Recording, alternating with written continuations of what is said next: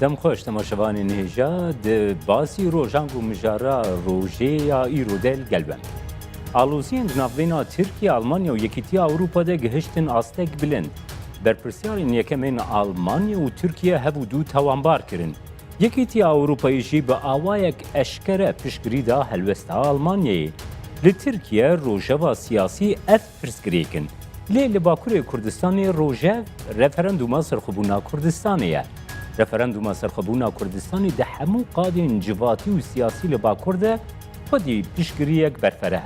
استودی آمیا دیاربکری لگل لی کولینر نویسکار سعید بروج روژه و ترکیه و باکوری کردستانی امده بگرن دست. بریج وروج آستا آلوزیا دناف بین آلمانیا و ترکیه ده دبکو د دیروکا مدرن ده گهشت روشاخوی هری خراب. آلمانیا او ولات یکم ایکو پیوندیا آبوریا خورت الگل ترکیه هییه. جواری گشتیاری بگره حتی اندوستری. دوی چارچوبه ده کارگریا آلوزیا کارگریا و دجبریا گودناف بین ترکیه و آلمانیا ده رو دیده گرتوجمره بنرخینه. بله. تکیلیا آلمانیا و Türkiye emkarın vaka diroki bejin vaki cenab-ı veci got tekiliye ki gelek kevne digice hatta dema şereye kemin yani dema hevkariya devleta Osmaniyo Almanya'ya jüve demi verz ve unzanın şereye kemin de ev her du devlet behev rabun jiber ve ki tekiliye xurte nabera Türkiye o Almanya pişi damezranına komara Türkiye ji berdevam kir او هیزو هیما بنگهینا و خردبونا تکیلیا امکارم بیشن نزدیکی 89 ساله دوام هاتی حتی ایرو لی ایرو باور دکم دن وی پیواجو 89 ساله دا تکیلیا آلمانیا و ترکیه د قوناغه کی هری خطرناک دایه اگر او قوناغه خطرناک بردوام ببه او شیوه آلیا بردوام ببه او تکیلیا آلمانیا و ترکیه و هین خرابه پشتی جه اینجلیگی رابونا آلمانیای و جه کونیای درکتنا هزین هوایی آلمانیای باور دکم دو جی وزیر دروای آلمانیا داخلیانی که نو دا ممکنه او تکیلی هیدی بر به کریارین آبوری و بچه اگر او تکلی او شوی تکلیا او ناکوکی کور ببه او ناکوکی تنه دنابره ترکیه و آلمانیا ایده نامینه جبر کو آلمانیا devleta heri behezu serkeşa yektiya Avrupa'ya دوی چرچوی ده کسایی دوی چرچوی ده daha ta gotun ku deriye Türkiye devletin yektiya Avrupa'yı بله حتی نه daha ta gotun ku deriye Türkiye berbi yektiya Avrupa'yı ve Almanya ve dike o Almanya be ve zafe alikariye ke mazند da tekiliyin Türkiye ile gel yektiya Avrupa'yı ji گلو اف آلوزیا دناف بینا ترکیه و آلمانیایی ده کو ایرو کمیسری برفرح کرنا یکیتیا اروپای یوهانس هان جی گوت کو ترکیه حتی ایرو گفا پنابریه لهمبری یکیتیا اروپا بطایبتی لهمبری آلمانیا بکارانی اف آلوزی برفرح بوناوی چبان دوری دکاری لترکیه بکی طایبتی چند آلیا و کار باندورلی Türkiye'ye bike yek ali geçtiyariye ve yani turizmi ve imzanın kusali nezik 2 milyon Alman bu geçtiyariye te Türkiye o rakama bu geçtiyariye o dahatuya geçtiyariye Türkiye'ye rakam ki pirmezine 2 milyon Alman dahatın Türkiye eğer o nakoki kur bibin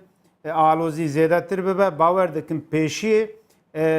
اوی تسیرا خود سر توریزمه یعنی سر گشتیاریه بکه یا دویمین آلی سنایی و امزانن کو نابرا آلمانیا و ترکیه جالی برهم سنایی و تایبتی جالی سکتور اوتوموتیو و او جالی چکان و تکلیه کی خورتیه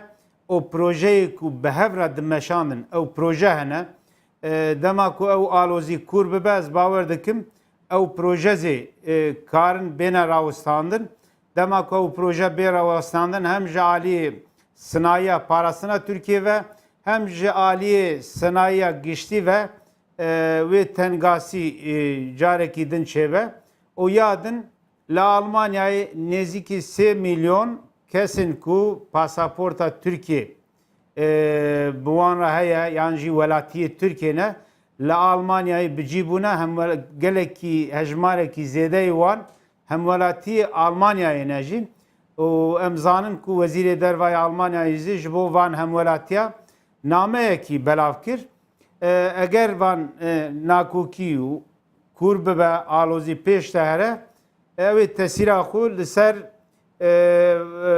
ew nüfusa 3 milyona ku Almanyayê bicîbûne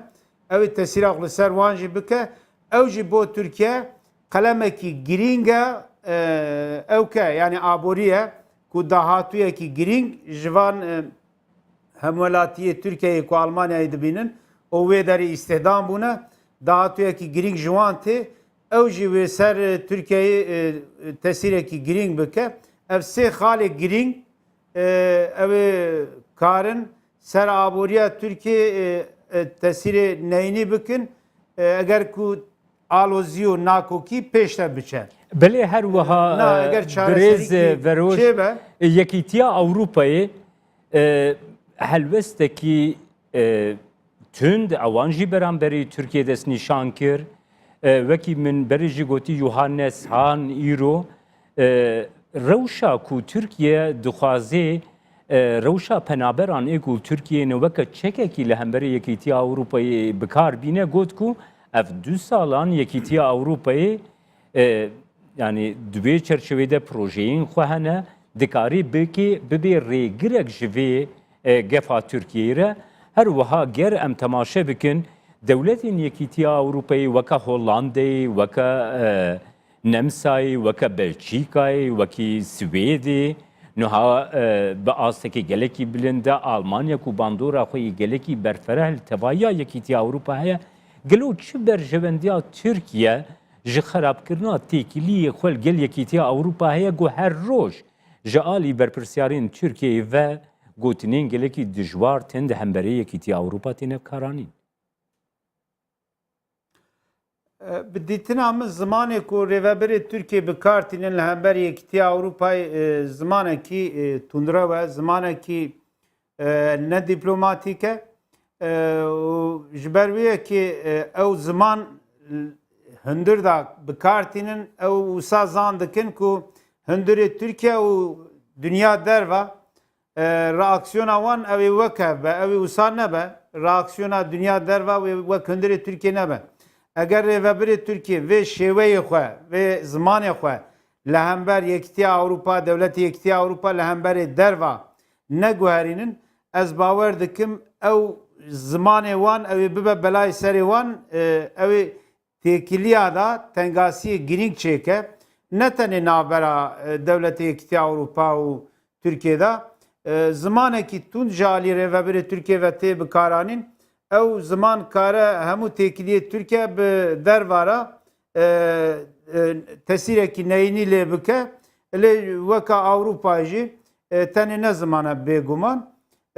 bercewendî û menfetê aborî siyasî jî dema ku derkevin meydanê ew ziman ew rewş kare ber bi hîn xerabûnê ve here ew kare rewşekî neyînî li Tirkiye peyda bike eger ew têkilî bi vê awayî herin ez bawer dikim helwesta Yekîtiya Ewropa û helwesta Almanyayê ew ê bibe yek helwest ji xwe çend bûyerê ku qewmîn dema referanduma Tirkiyeyê û piştî wî jî hin endamê hikûmetê xwestin serdana Dewletên Yekîtiya Ewropayê bikin û wê derê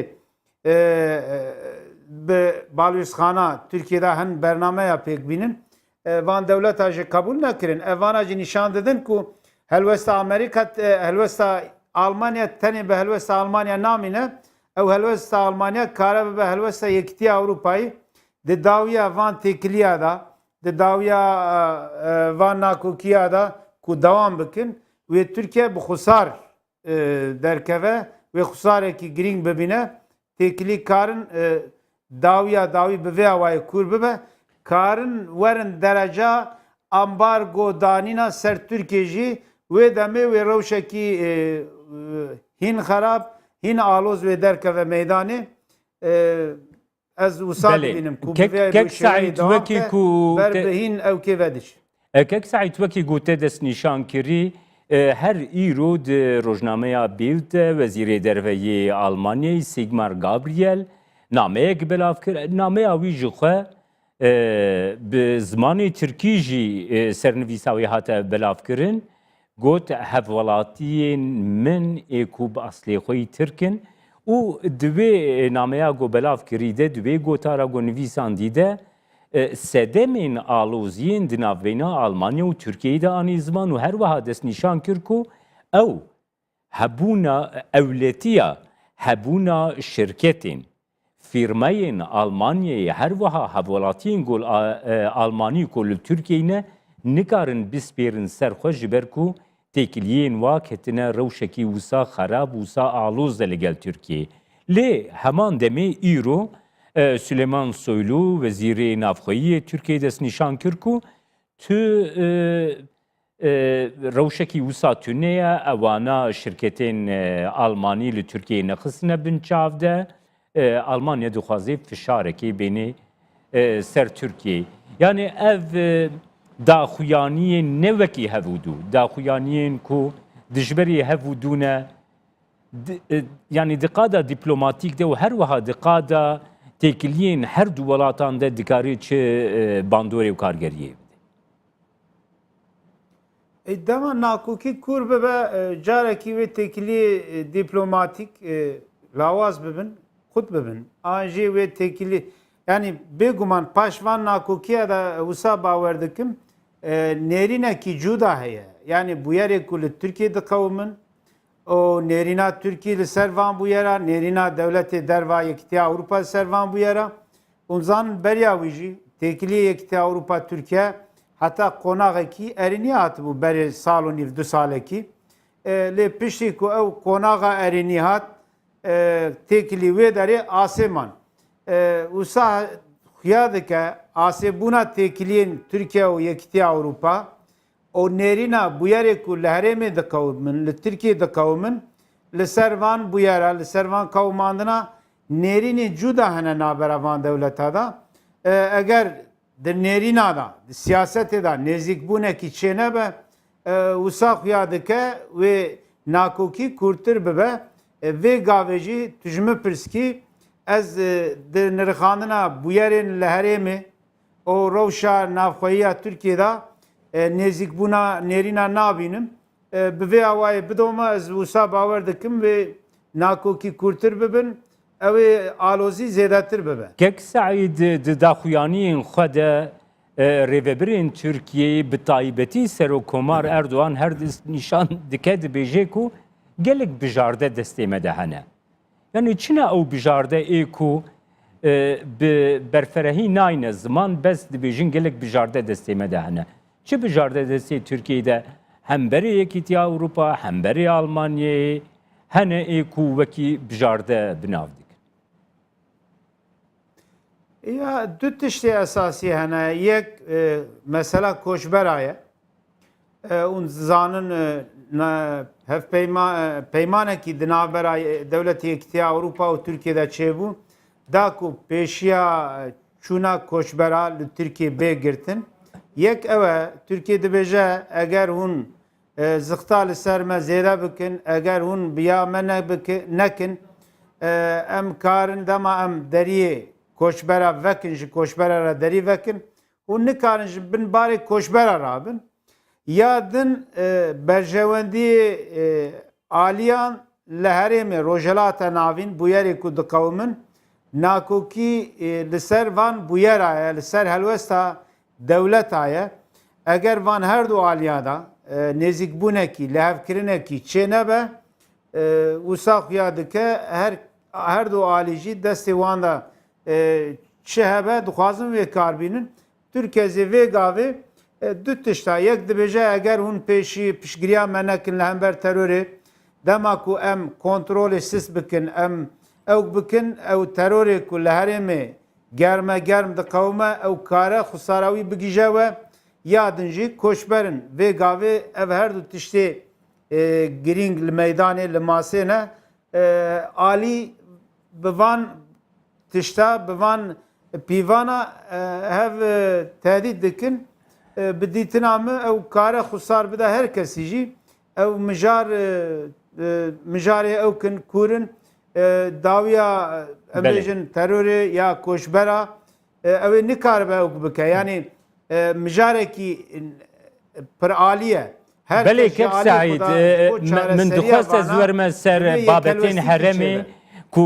تدست پیکر لسر قصه بکی امورن سر بابتین حرمی نه به تایبتی به دست پیکرنا شر سوریه را و حلوستا ترکیه برانبری ده سلاتا شامی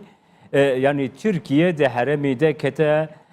aloziyên berfereh li gel welatên derdor. Bi taybetî girêdayê helbesta Tirkiye beramberî şerê li Sûriyê, li gel Komara İslamî ya İranê, li gel destilata Şamî, heta li gel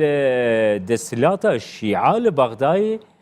peywendî ketine peywendiyekî negatif.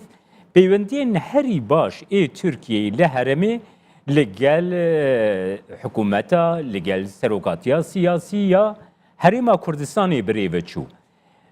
Li Herêma Kurdistanê ev proseya referenduma serxwebûna Kurdistanê gotê jiyandin ger bi dewletekî serbixwe ve biqedê ji Tirkiye re baştir rîne dewleteke demokratîk, dewletekî ewle li herêmê weke dewletekî serbixwe ya Kurdistanê ji Tirkiyeyê re bijardeyeke baştirtir ne? Tabii bijartaya baştır bu Türkiye lazım Türkiye bixwe û bijarte diyar bike lê em fikrê xwe bêjin bi dîtina me wekî cenabê tezê got rewşa têkiliya Tirkiye û Sûriyê diyar e têkiliya Tirkiye û dewletê Erebê din jî diyar e têkiliya Tirkiye û İranê jî diyar e vê gavê wisa xuya dike ku di sînorê Tirkiyeyê têkiliya herî baş bi Başûrê Kurdistanê re heye bi rêveberiya hikûmeta Başûrê Kurdistanê ve têkiliyekî baş e alî aborî da, alî cîrantiyê da, alî siyasiyê da lê rewşa ku em bêjin hat qonaxa siyasiya ku bûyerê herêmê an jî li Iraqê, Sûriyê gihîştin di vê qonaxa siyasî da Kurd û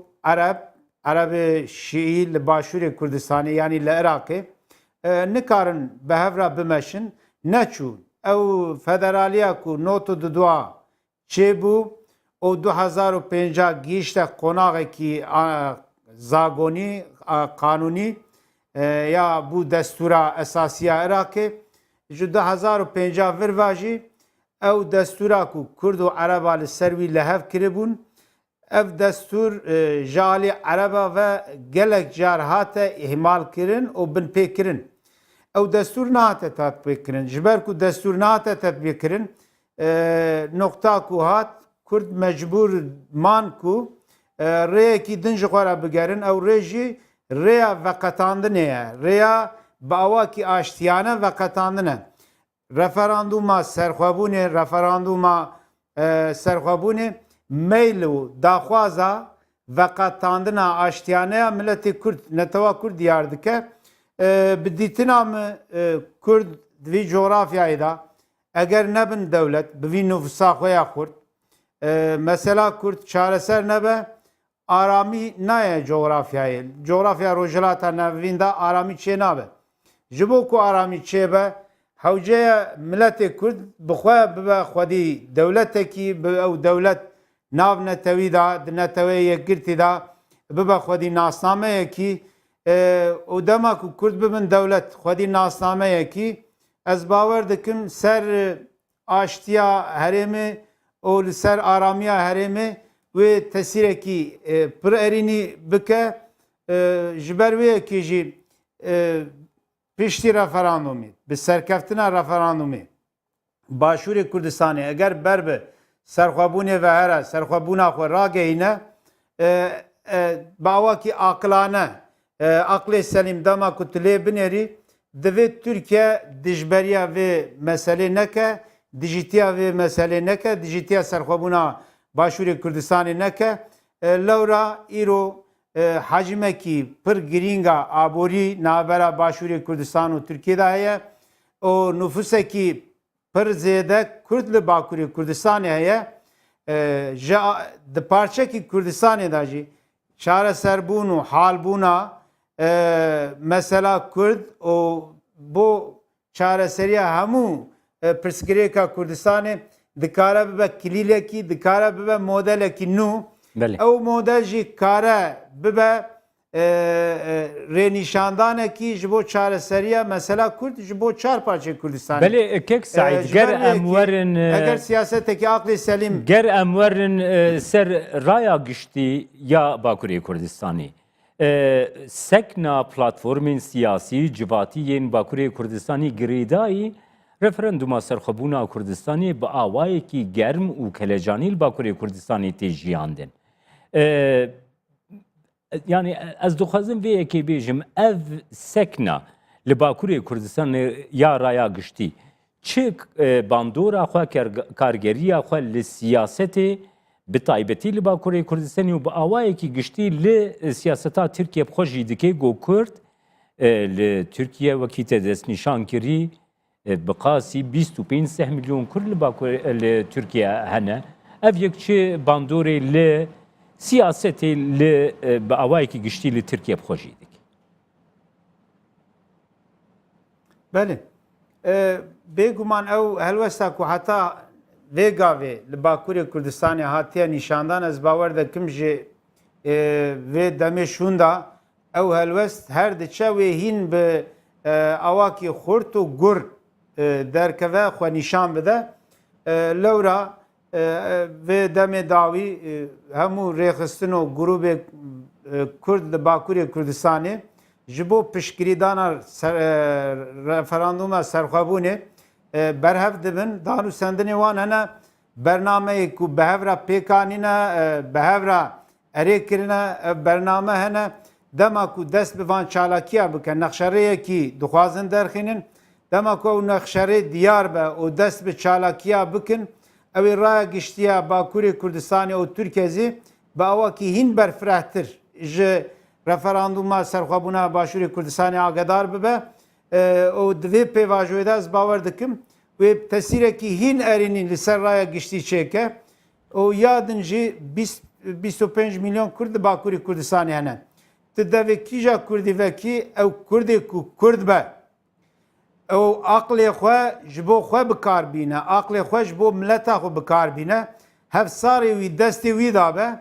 ew Kurd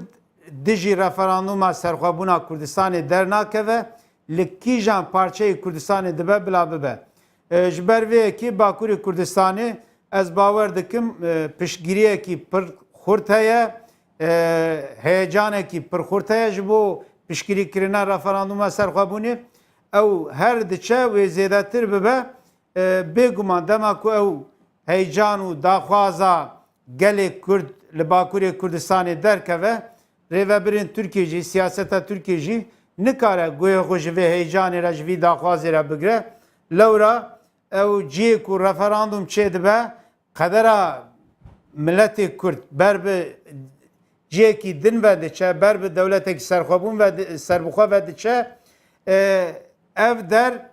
parçekî ji dilê milletê ez dixwazim werim pirsa xwe dawî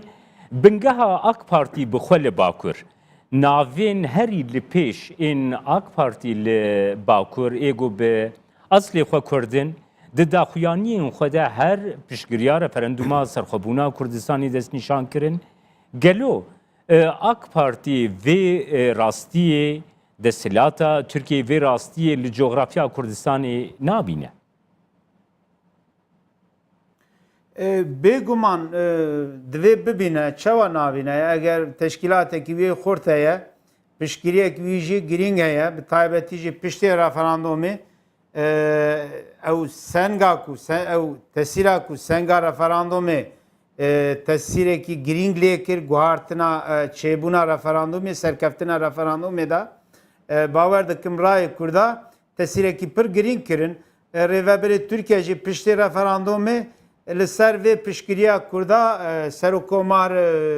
Tirkiye Erdoğan Diyarbekirê daxuyaniyekî da ji vî daxuyaniyê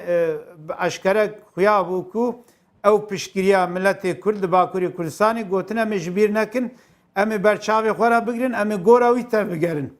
Belê. Gelekî spas beliyekî, birê Saîd dema ku Veroj, ew nivîskar û nirxandin lêlepolîner ku hebe, ji divî stûdyamê nirxandinê de- Diyarbekirê tu li gel me bû. Spas baş.